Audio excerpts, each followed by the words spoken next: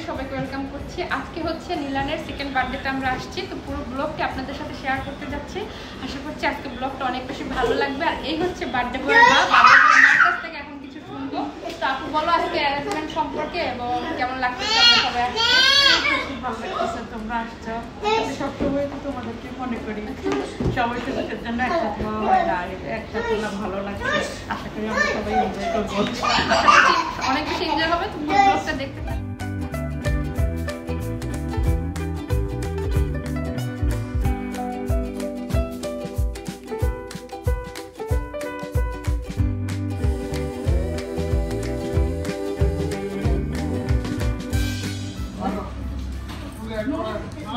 Birthday decoration চলতেছে, আমরা একটু আর্লি চলে আসছি।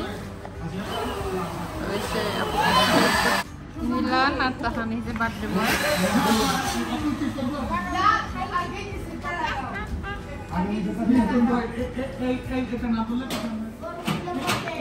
ব্যাক সাইড শেষ, এখন টেবিল ঠিক করা হইতেছে। নীলানের বার্থডেটা ছিল প্যারিসে একটা রেস্টুরেন্টে। তো বার্থডেটা যেহেতু সন্ধ্যার দিকে ছিল, বিকাল থেকেই সবাই আসতে শুরু করেছে। 7টার সময় হচ্ছে টাইম ছিল, তো 7টা থেকেই সবাই আসতে শুরু করেছে। আর এসে এই যে দেখতে পাচ্ছেন আমরা সবাই ছবি তুলতে ব্যস্ত।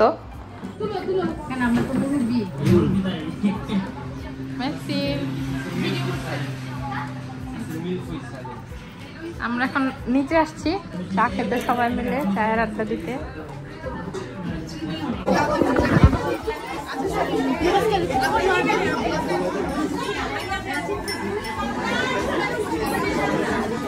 Hello guys, our blogger Apu. আর এখন হচ্ছে রাতের খাবারটা দিয়ে দেওয়া হয়েছে। আপুদের বার্থডে পার্টির খাবারের আয়োজনে ছিল পোলাও, রোস্ট, তারপরে বিফ টিকিয়া, আর ডেজার্ট হিসেবে ছিল দধি, আর কেক তো ছিলই। তো এই তো সবাই বসে খাচ্ছি, যার যেই টেবিলের সুযোগ সুবিধা হয়েছে সে সেই টেবিলে বসে পড়েছে। আর খাবারগুলো অনেক বেশি মজা ছিল, আমরা সবাই অনেক বেশি এনজয় করে খেয়েছি, আমার তো ভালোই লেগেছে। কোথাও গেলে আমার আসলে ভালো লাগার ব্যাপার যেটা থাকে সেটা হচ্ছে যে যেখানেই যাই দেখা যায় আমার পরিচিত মানুষগুলো সব থাকে, তো অনেক বেশি ভালো লাগে। সবার সাথে অনেক দিন পরে পরে দেখা হয়, আর যে কোনো অনুষ্ঠানেই আসলে সবার সাথে দেখা হয়।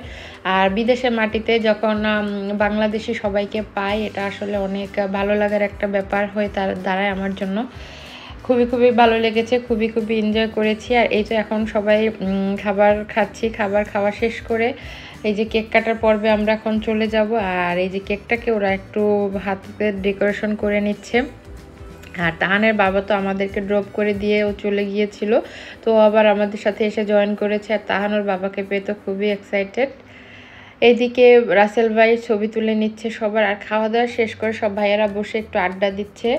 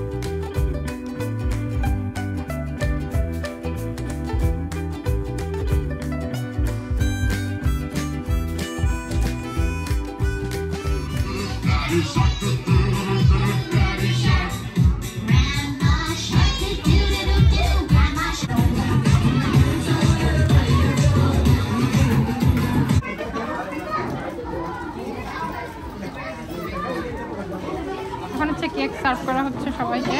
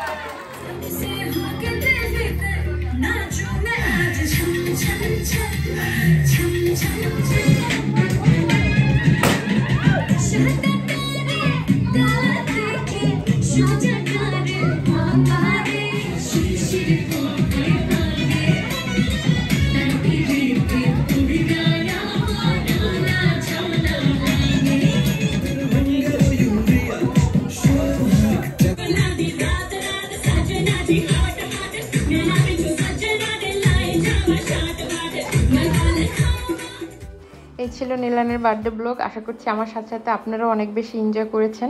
আর যারা যারা ব্লগটি দেখছেন সবাইকে অবশ্যই বলবো নীলানের জন্য দোয়া করতে, ও যেন ভালো মানুষ হতে পারে।